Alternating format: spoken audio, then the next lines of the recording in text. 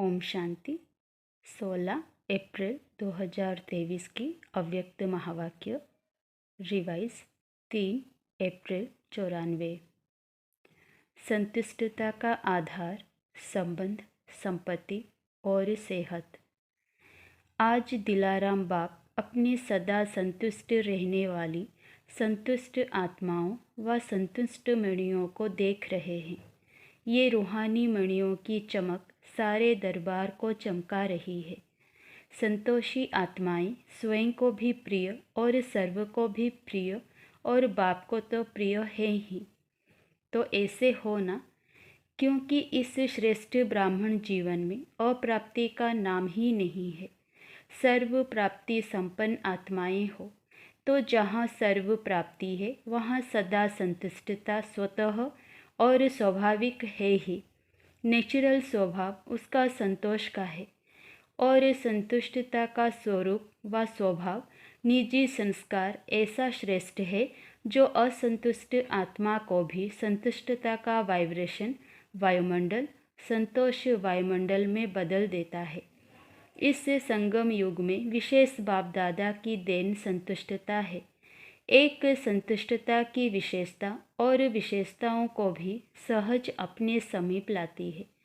लेकिन सदा संतुष्ट हो, परिस्थिति कितनी भी बदले, लेकिन संतुष्टता की स्थिति को परिस्थिति बदल नहीं सकती। परिस्थिति है ही बदलने वाली, लेकिन स्व संतुष्टता की स्थिति सदा प्रगतिशील है। आपके आगे कैसी भी हिलाने वाली परिस्थिति ऐसे ही अनुभव होती है जैसे पपेट कठपुतली शो देखते हो ना। होता सब कुछ है लेकिन होता पपेट है। तो कैसी भी परिस्थिति पपेट शो लगता है। वह आजकल का जो फैशन है कार्टून शो अच्छा लगता है ना। होता तो शेर भी है, बिल्ली भी होती है, लेकिन होता क्या है? कार्टून। कहानी पूरी होती है लेकिन है कार्टून की स्टोरी, रियल नहीं है। कभी भी कोई भी परिस्थिति आए तो यही समझो एक बेहद के स्क्रीन पर कार्टून शो चल रहा है, वह पॉपेट शो चल रहा है। तो वह देख कर के परेशान होंगे कि मनोरंजन करेंगे। शो देखना तो अच्छा ही है ना। तो यह माया का व प्रकृति का यह भी एक शो है जिसको साक्षी स्थिति में सदा संतुष्टता के स्वरूप में देखते रहो। अपनी शान में रहते हुए देखो। संतुष्ट मणि हूँ, संतोषी आत्मा हूँ। यह है संगम का श्रेष्ठ शान। तो शान में स्थित होना आता है ना, कि परेशान होना अच्छा लगता है। सदा संतुष्टता की विशेषता को इमर्ज रूप में स्मृति में रखो। प्राप्तियों में विशेष संबंध और संपत्ति आवश्यक है। संबंध में भी अगर एक भी संबंध अप्राप्त है तो संपूर्ण संतुष्टता नहीं होगी। तो संबंध में भी सर्व चाहे और अविनाशी चाहिए। अगर कोई भी संबंध विनाशी है तो अप्राप्ति और असंतुष्टता स्वतः हो जाती है।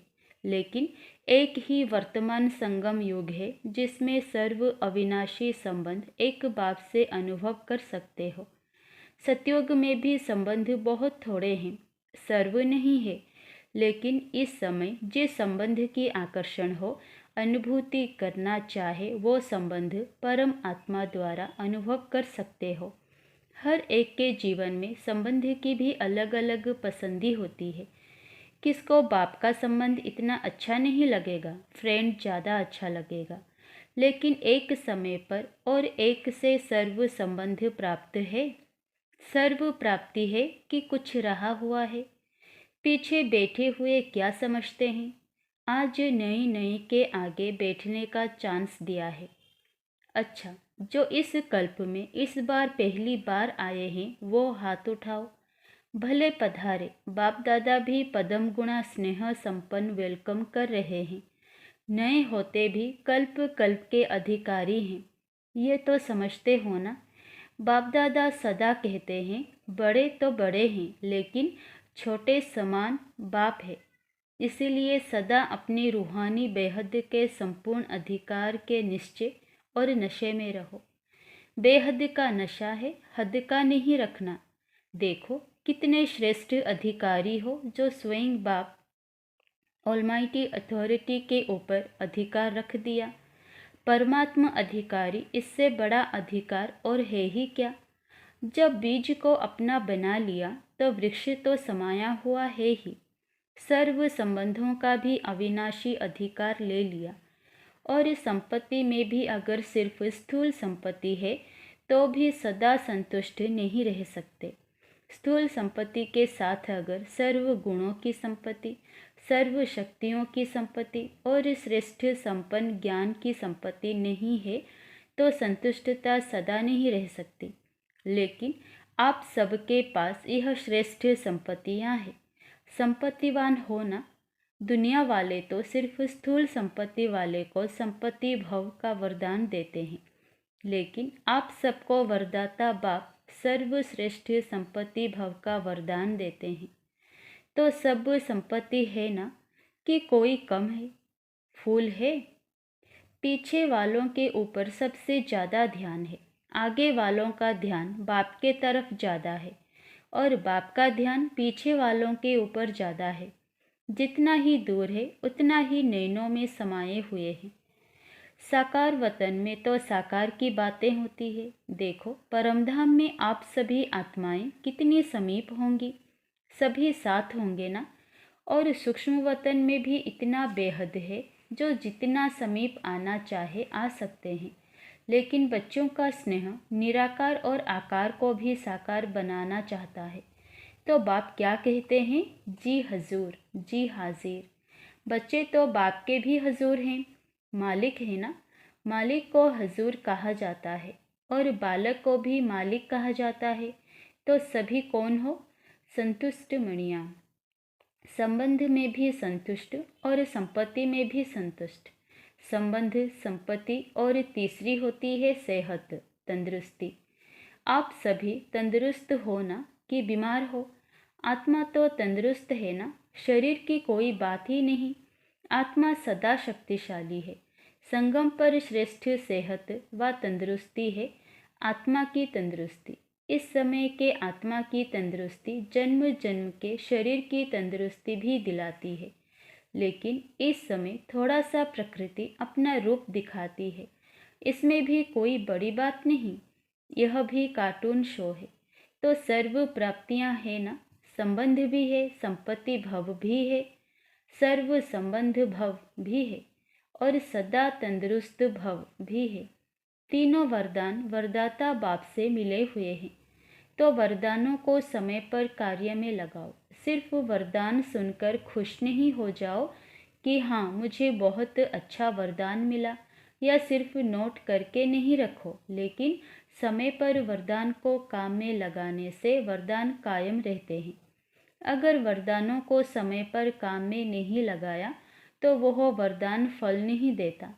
वरदान तो अविनाशी बाप का है, लेकिन वरदान को फलीभूत करना है। बीज तो है, लेकिन उससे फल कितना निकालते हो वह आपके हाथ में है। कोई सिर्फ वरदान के बीज को देख करके खुश होते रहते हैं, बहुत अच्छा बहुत अच्छा, लेकिन फलदायक बनाओ। बार बार स्मृति का पानी दो, वरदान के स्वरूप में स्थित होने की धूप दो।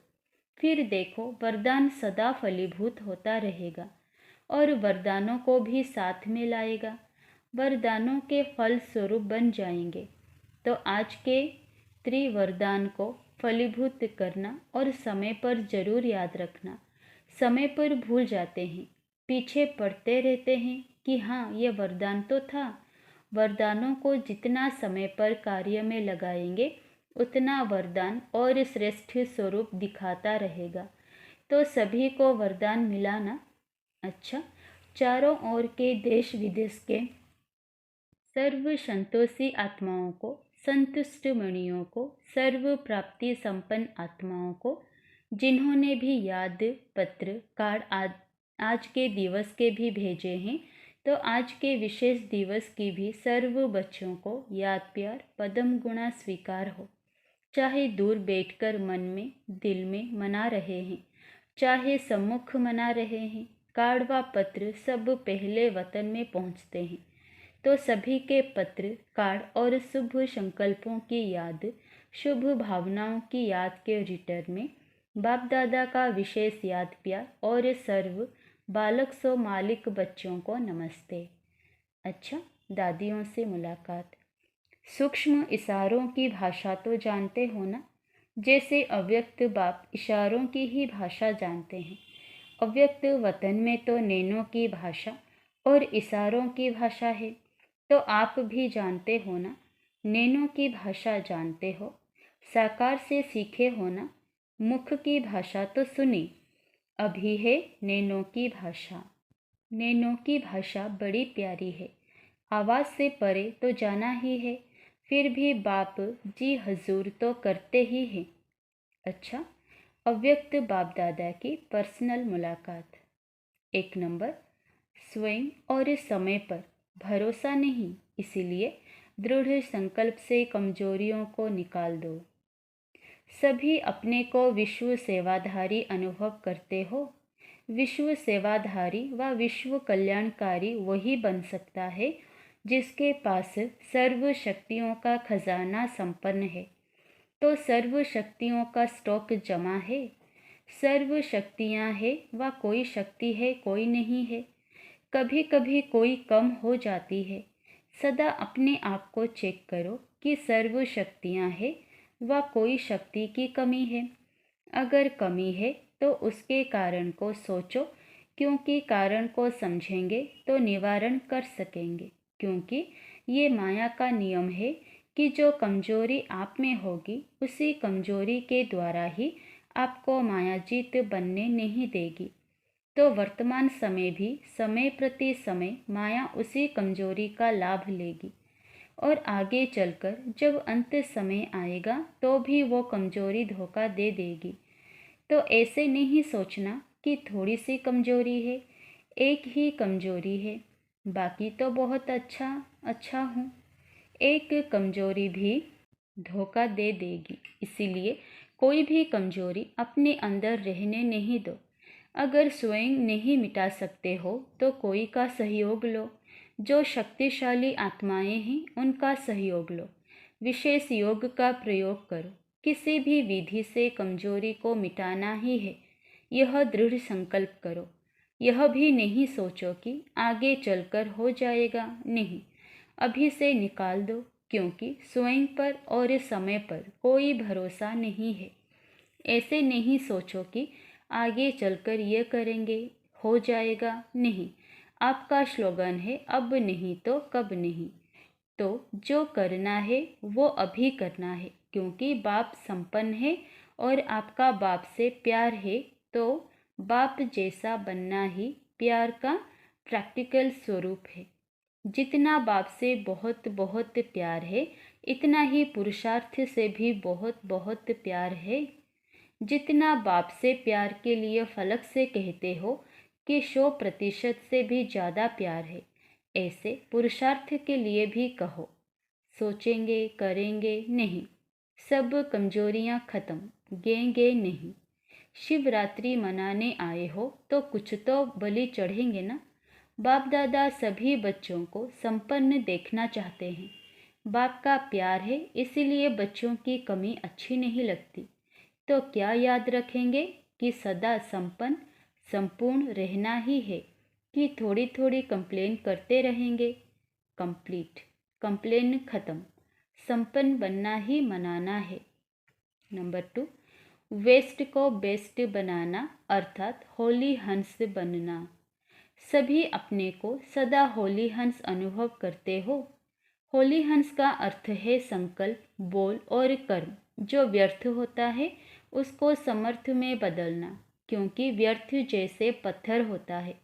पत्थर की वैल्यू नहीं, रत्न की वैल्यू होती है। तो व्यर्थ को समाप्त करना अर्थात होली हंस बनना। तो व्यर्थ आता है, होली हंस फौरन परख लेता है कि ये काम की चीज़ नहीं है, ये काम की है। तो आप होली हंस हो ना। तो व्यर्थ समाप्त हुआ, क्योंकि अभी नॉलेजफुल बने हो कि अगर अभी संकल्प, बोल या कर्म व्यर्थ गंवाते हो तो सारे कल्प के लिए अपने जमा के खाते में कमी हो जाती है।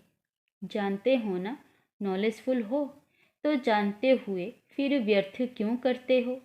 चाहते नहीं है लेकिन हो जाता है, ऐसे कहेंगे। जो समझते हैं अभी भी हो सकता है वो हाथ उठाओ। आप हो कौन? राजयोगी। राजयोगी का अर्थ क्या है? राजा हो ना, तो मन को कंट्रोल नहीं कर सकते। किंग में तो रूलिंग पावर होती है ना, तो आप में रूलिंग पावर नहीं है। अमृत वेले और फिर सारे दिन में बीच बीच में अपना ऑक्यूपेशन याद करो कि मैं कौन हूँ, क्योंकि काम करते करते यह स्मृति मर्ज हो जाती है कि मैं राजयोगी हूँ। इसीलिए इमर्ज करो, ये नियम बनाओ। ऐसे नहीं समझो कि हम तो हैं ही राजयोगी, लेकिन राजयोगी की सीट पर सेट होकर रहो। नहीं तो चलते चलते कर्म में बिजी होने कारण योग भूल जाता है, सिर्फ कर्म ही रह जाता है। लेकिन आप कर्म योगी कंबाइंड हो। योगी सदा ही रूलिंग पावर, कंट्रोलिंग पावर में रहे। फिर राजयोगी डबल पावर वाले कभी भी व्यर्थ सोच नहीं सकते। तो अभी कभी नहीं कहना, सोचना भी नहीं कि राजयोगी वेस्ट कर सकते हैं। तो ये कौन सा ग्रुप है? Best group. बाप दादा को भी बेस्ट ग्रुप अति प्यारा है। क्यों? 63 जन्म बहुत वेस्ट किया ना, अभी यह छोटा सा जन्म बेस्ट ही बेस्ट। अच्छा, वरदान। अटूट याद द्वारा सर्व समस्याओं का हल करने वाले उड़ता पंछी भव। जब यह अनुभव हो जाता है कि मेरा बाबा है, तो जो मेरा होता है वह स्वतः याद रहता है। याद किया नहीं जाता है। मेरा अर्थात अधिकार प्राप्त हो जाना, मेरा बाबा और मैं बाबा का, इसी को कहा जाता है सहज योग। ऐसे सहज योगी बन एक बाप की याद के लगन में मगन रहते हुए आगे बढ़ते चलो। यह अटूट याद ही सर्व समस्याओं का हल कर उड़ती पंछी बनाए उड़ती कला में ले जाएगी। स्लोगन। मनन शक्ति के अनुभवी बनो तो ज्ञान धन बढ़ता रहेगा। अच्छा, ओम शांति।